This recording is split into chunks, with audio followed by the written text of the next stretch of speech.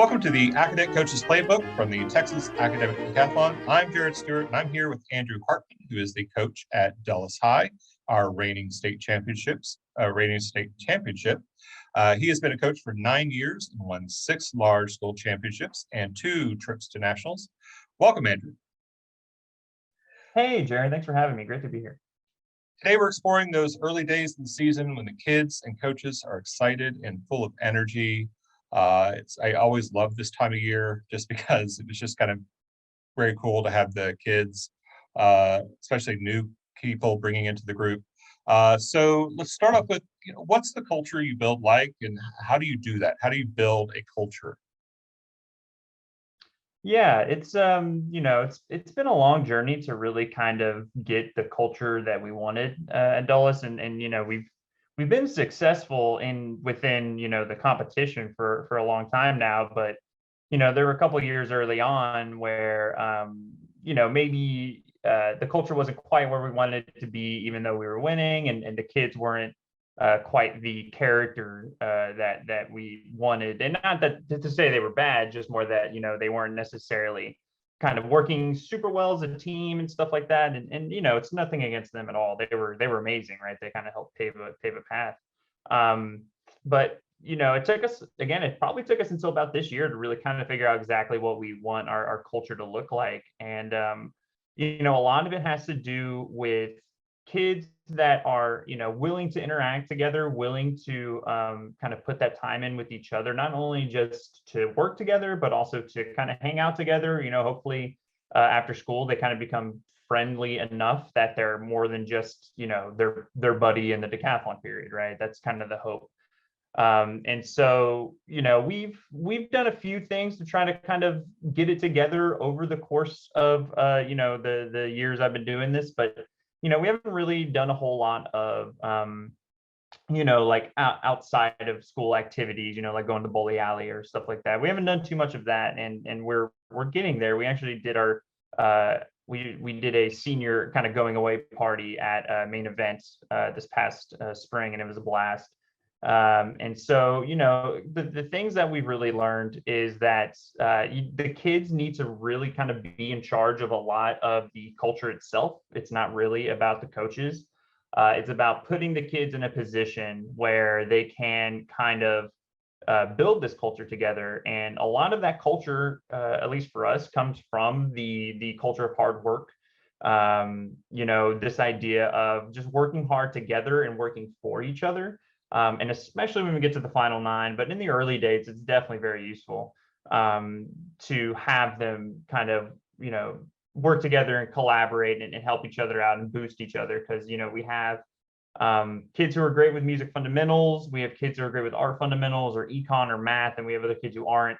And so to be able to be comfortable getting taught by students, by reinforcing that information for them and making them better at it, right? That really helps us as a team. And then it also really helps us in the culture. One of the biggest things that our kids talked about last year that helped our culture was speeches. And so what we used to do with speeches is kind of, they would, we finally get them down sometime in like maybe January, right? It would take a while for us to really finalize our speeches. And we kind of perform them, and one person perform and everybody else would be there, plus me kind of critiquing them. And it wasn't really fun. It was just like a business thing, right? And sometimes we'd be able to goof and stuff, but it was almost a little too serious. And I think, frankly, when I removed myself as a coach from the equation, it got a lot more culture developing, I guess I should say, right? It helped the kids really understand each other and understand that these other people on this team are just as goofy as them, just as weird as them, just as nerdy as them, right? And it really allows them to know each other a little bit better when you see them giving those speeches or those impromptu topics. And so, frankly, I think early on, a great thing to do is to just pull, a bunch of impromptu topics and have them kind of go off into groups of 3 or 4 and just have them run impromptus and be goofy together, right? And hopefully they'll be comfortable enough to kind of get silly with the impromptus if they're at that point. And they may not be. It's very early in the year, right? But just being able to develop that little camaraderie just over the fact that either they're having fun together, or maybe they're nervous about giving speeches and stuff, and they can kind of bond over that, right? So that's definitely one of the big things we do early in the year. But in terms of building culture, again, it's just being very open with the kids, especially. That's one thing we've learned a lot, is that when we make decisions, we never want to make those decisions without their input, because they are in the trenches, they are the ones doing the work, right? I need to know what works best for them. And so I think that's, as coaches, what we've done is kind of, again, give them these different little small group things, whether it's impromptus or interviews or speech or even like math problems or whatever, right? To kind of work together. And then also just being very open with them, and asking for their advice and asking for their opinions, and helping them kind of create the class with us. So that might have been a little rambly, and I'm sorry for that, but that's No, kind of, I guess, taking it to trying to summarize it down, kind of bringing it, funneling it back in. I think those are yeah, the two I bigger think, things. yeah, I think student ownership is kind of a big part, and it's kind of one of the more difficult things is to kind of build, especially if you start a brand new program where you're kind of getting all new kids. Maybe you didn't have kids before that, or maybe last year they all graduated. Is Mhm. kind of building that institutional capacity with kids, like letting them take ownership and them knowing things and kind of getting it. That's the difficult part. And one of the, because you mentioned, the different things, speech and interview and the math. One of the things that new coaches often kind of struggle with is, what do I do and when? So how do you structure your study schedule with the kids? Like, what do those first few months look like for you? How do you structure that? Yeah, this is I think that's probably the toughest part of being a coach, is just kind of looking at all this material and being like, how am I going to cover this? Because, especially if you are new, this isn't this isn't like any other class ever, right? You cannot structure it like any other class, because it's just too much. And so what we do is we do a very methodical approach, very kind of, almost, I don't want to say scientific, but certainly data driven in some senses. Is that I'll look at the resources ahead of time, and kind of scale out how many pages they're really reading, because when you look at economics, it's like 120 pages, 130 pages, but then there's like pages where it's just charts, right? And those are important, right? I'm not saying some of them are important, especially econ is just, if maybe some advice to new coaches, if you can get away from the econ resource and go find a different resource, that might be better, because that thing is unintelligible to people who have not done econ before. But anyways, so yeah, I will look at each of the sections and kind of be like, okay, this section's about 5 pages, this section's about 6 pages, this section's a couple pages. And our general rule of thumb is we want to get about somewhere within 5 to 7 pages worth of reading a night, not including big images, right? So like if we're doing econ and we're getting to one of those pages where it's just charts, right, it might look like a longer day of reading. But we have kind of found that the best kind of middle ground for us, where A, they're getting a lot of information, and B, we're not overwhelming them at home, is around 5 to 7 pages, usually around 5 to 6, but 7 if it's kind of a just a weird logistical issue. And so I just schedule that out every single day at home. They go home and they read 5 to 6 to 7 pages a night. And when we get back into class, currently we have 7th period, the last period of the day. We used to have lunch period, and so that was not too bad. But by the time they get to our class period, right, they've probably forgotten quite a lot of it, right? Unless they've been reviewing through the course of the day, which some people do that are competitive enough to do that.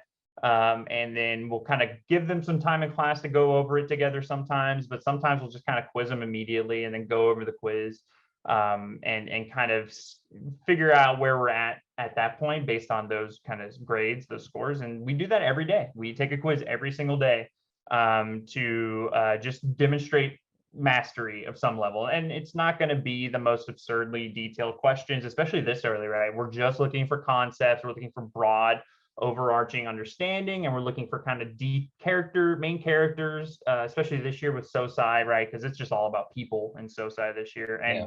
and in art. And so just finding those key details for each person, for the major events, right? Just kind of getting a summary understanding, but we want that understanding to be complete, right? We don't want to have to go back in and worry about like what was the first battle of the 7 Years' War, right? At some point, hopefully right around now, that should just be, or at least, sorry, not right about now, but during the beginning of the year, right? That should just be automatic knowledge, right? Those huge things. And so then we can go in later and dig deeper into the the harder parts of it, right? The data, and the kind of trying to make big pattern connections and stuff like that. So yeah, about 5 to 6 pages a day. We quiz during class. We use Acadec focus quizzes. What I'm currently doing right now is we're only doing about 15 questions. Hopefully, we usually do about 30, but we're gonna try 15 this year just because we would like more time in class to do stuff. And so what I do is I just simply take the focus quiz, and then I use the snip and sketch tool on your computer. And then I just snip out 15 questions, and then I copy them all over into a Word doc.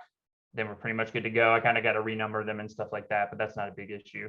And then we do all of our stuff digitally. Currently, we're using ZipGrade's online quizzing stuff to use that. I know that's not necessarily available for everybody, but if you have access to something like that, that definitely makes grading and stuff like that a lot easier.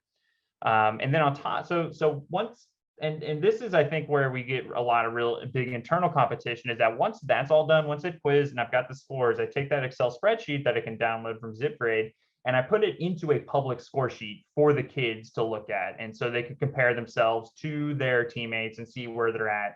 And I feel a little more uncomfortable with it each year, just because, at some point decathlon is more about like an internal improvement rather than an improvement of the team. Those things often go hand in hand, but not all the time. And so, I don't like it when kids feel kind of dejected because they're not doing as well as their teammates, but it's just a weird kind of balance between trying to keep these kids positive and their heads up and believing in themselves, and then at the same time being like, hey, here's this huge score sheet and you're in 8th in your category, right? But we do a score sheet. I learned it from when I was at Pearland, when I competed at Pearland, and it's honestly it's one of the best things we do. It just keeps the kids competitive with each other and having fun with it, and it gives them that one extra drive to kind of go home and study more. And so yeah, that's essentially how we build out the early days of the schedule. We did some summer reading. Theoretically, of course, you never know if these kids read until they show up. We theoretically did art and SOSI over the summer minus art fundamentals. And so we're hoping to hit the bricks with music and econ. We'd like to do music and econ first for 2 reasons. Number one, they're both pretty difficult to understand. And so the more time we have with them, the better. I don't know if it came to fruition this year, but we typically have pretty good music scores because of this, or at least I think because of this. I don't know. And then the other thing is that it kind of, especially with econ, it bridges the gap between the veterans and the new people a little bit quicker if we can get to econ quick, and then we can kind of reinforce it throughout the year. So that, when we get to the time in December when we're going to set the team, we're not kind of handicapping ourselves by not having them on in as even of a field as we can, right? If we still haven't covered enough econ by December, right, then chances are a returner is going to beat a newcomer in that. And so, yeah, I think that's about it. We do in class, we focus on math, we focus on speech. We're actually going to be focusing a lot on econ in class, trying to show them, give them kind of the information ahead of time so that when they do read it, again, we're going to figure out a different thing to read than the resource, but once they do read it, it's not a mystery to them. And so, but yeah, that's pretty much how we structure our class. Just they have to read every day. That is, I think, the only non-negotiable. They have to read every day unless there's some sort of like, school activity, or there are the days, we'll save days in case there's like just a massive test hurricane, where they have 6 tests on one day, and it's just, Sure. you don't want to add to that.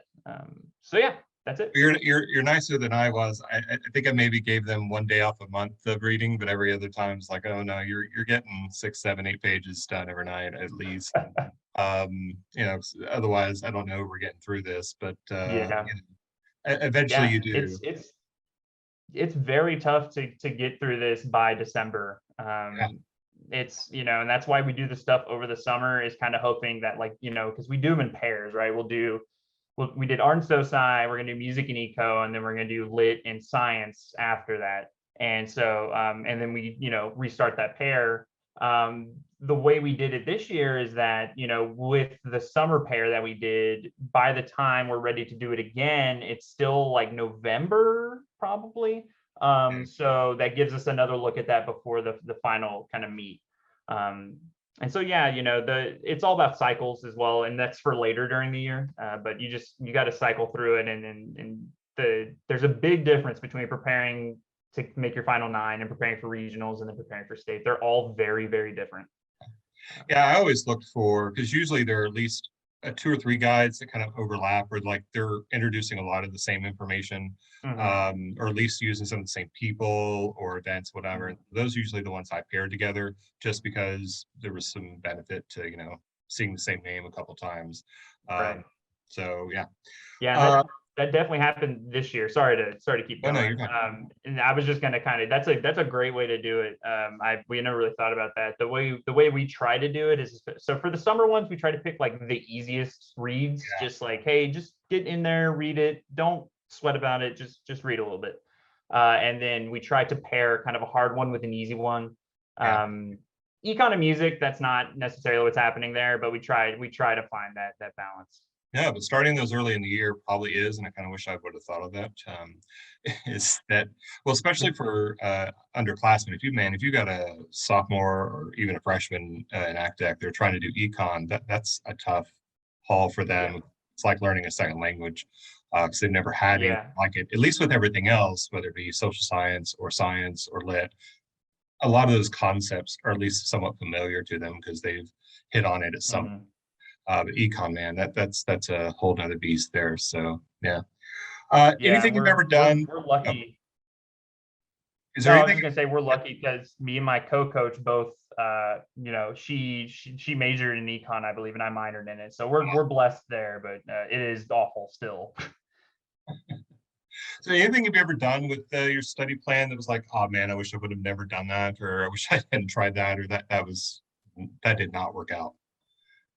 Oh yeah, oh yeah. There's been a lot. I'm trying to kind of scroll through. There's definitely some things, not necessarily with the scheduling, but I will tell this one because this is the one that immediately came to mind. Is that so we had 3 meets in the fall semester, and we typically decide our team after the 3rd meet. For the last couple of years, we actually did after the 4th meet in early January, but we're going back to December. But anyways, one year we were so, it was 2019, the first year we won, and we were so competitive within each other that we decided that something that would be good was that we were going to make not 1 cut, we were going to make 2 cuts. We were going to cut a bunch of people after the 2nd meet, and then we'll get down to like 15 or something, and then cut a bunch of people for that meet and get to our 9. And it was a terrible decision, for a lot of reasons, but the major one is that we've been preparing them the whole time to be ready in December, and some of them weren't just 100% for that meet, and they weren't, they hadn't done all of the things they do to review. And so, we had a kid who was on the team that won state the previous year get cut at this spot, and he Mm, was devastated and furious. And we had another girl who, varsity, who was just the sweetest girl, and she, was working her butt off, and we cut her, and it was all awful. And cutting is the worst. Making the final team is the worst part about it, and doing that twice was yeah. just terrible for team chemistry, terrible for the motivation and morale of everybody. It was just a horrible idea. So I don't recommend it. I also, when it comes to scheduling in particular, just make sure you're getting through the resources. Like if I do 2 at a time, but honestly, if it's easier to do 1 at a time, but don't do 3 at a time. Three at a time was tried and did not work well at all. I think we dropped it after 3 days. We dropped down to two. Yeah, two at one time is more than enough. Trying to keep two different subjects kind of straight in your head at the same time. That three, I just don't know how anybody, even these really amazingly bright kids, three at one time. Yeah. It's very difficult. So, well, Andrew, thank you very much for your insights today, joining us on the Acadec Coaches Playbook. And thanks to the listeners for joining us. Remember to follow us all our social media accounts to stay up to date all year on the existing world of Texas Academic Decathlon. If you have topic or questions you'd like answered, reach out to us through our accounts or email us, and we'll see you next time. Thanks, Andrew. Thank you very much.